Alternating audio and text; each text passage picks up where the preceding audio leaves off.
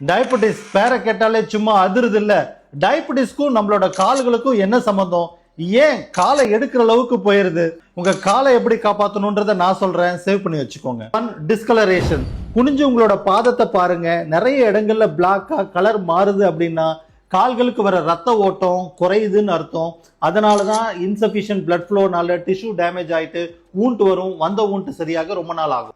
Sign 2 sensory loss அப்படின்னா நம்ம பாதத்துக்கு வர நரம்புகள் எல்லாமே சின்ன சின்ன குட்டி நரம்புகள்ங்க. இதுதான் இன்ஃபர்மேஷனை பிரெயினுக்கு கொண்டு போய் சேர்த்தோம்.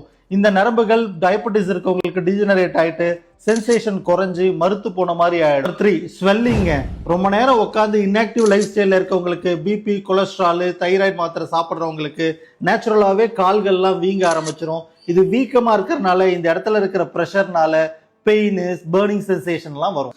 ஃபுட் எப்படி கேர் பண்ணணும்னா, நம்பர் 1, டெய்லி உங்களோட ஃபுட்டை தொட்டு பாருங்க, அப்சர்வ் பண்ணுங்க ஏதாவது கலர் சேஞ்சஸ் இருக்கான்னு. 2, நார்மலா உட்காந்துட்டு இருக்கப்போ குதிகால தூக்கிட்டு முன்பாதத்தை தூக்கி தூக்கி விடுங்க.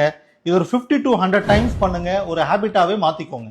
நம்பர் 3, குதிகால தூக்கிட்டு கொஞ்சம் பொறுமையா டோ வாக் பண்ண முடியுதான்னு எப்பவுமே செக் பண்ணிக்கோங்க. டயபெட்டிஸ் எல்லாருக்கும் இருக்கிறதுனால நம்ம அலட்சியமா சாதாரண விஷயமா நிறைய பேர் நினைச்சுக்கிறாங்க. இதை ரொம்ப கான்சென்ட்ரேட் பண்ணி பண்ணணும், இல்லைன்னா நம்ம உடம்புல இருக்கிற எல்லா உறுப்புகளையுமே அதை டேமேஜ் பண்ணும்.